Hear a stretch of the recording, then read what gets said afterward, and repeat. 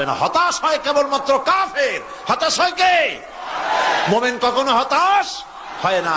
হতাশ হওয়া ইমানের পরিপন্থী কাজ। আল্লাহ পাক বলেছেন লা তাকনাতু মির রাহমাতিল্লাহ, আমার রহমত থেকে মায়ুস হও না। দেখেন হযরত আইয়ুব আলাইহিস সালাম কত বড় রোগ হয়েছে, শরীর পোকায় ধরেছে, জর্জরিত হয়েছে, দুর্গন্ধ হয়েছে, গ্রামের লোকেরা তাকে বের করে দিয়েছে, স্ত্রী পুত্র পরিজন সব চলে গিয়েছে। এমনকি জিহ্বায় যখন পোকা ধরল, হযরত আইয়ুব আলাইহিস সালাম আল্লাহ রাব্বুল আলামিনের দরবারে ফরিয়াদ করলেন, আন্নী মাসসানিয়াদ-দুরর ওয়া আনতা আরহামুর রাহিমিন। আয় আল্লাহ, আমি অসুস্থ হয়ে পড়েছি, আমি রোগাক্রান্ত হয়েছি, আর তোমার নাম রহমান রহিম, তুমি আমাকে রোগ মুক্ত করো।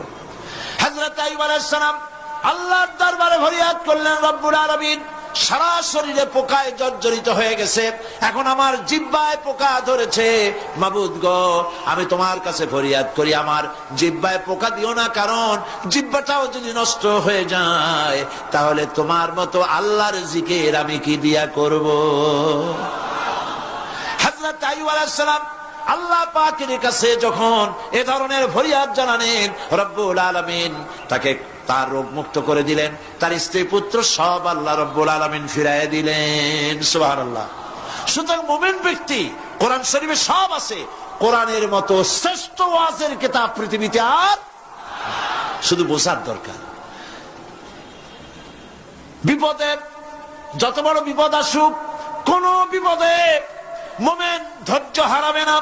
হযরত ইয়াকুব আলাইহিস সালামের ছেলে ইউসুফ আলাইহিস সালামকে যখন তিনি হারায় ফেললেন, তিনি অধৈর্য হয়ে গেছিলেন নাকি? অধৈর্য হন নাই। কারণ আমি আমার বক্তৃতার সূচনায় বলেছি, আমরা কল্যাণ বুঝি না, অকল্যাণও বুঝি না।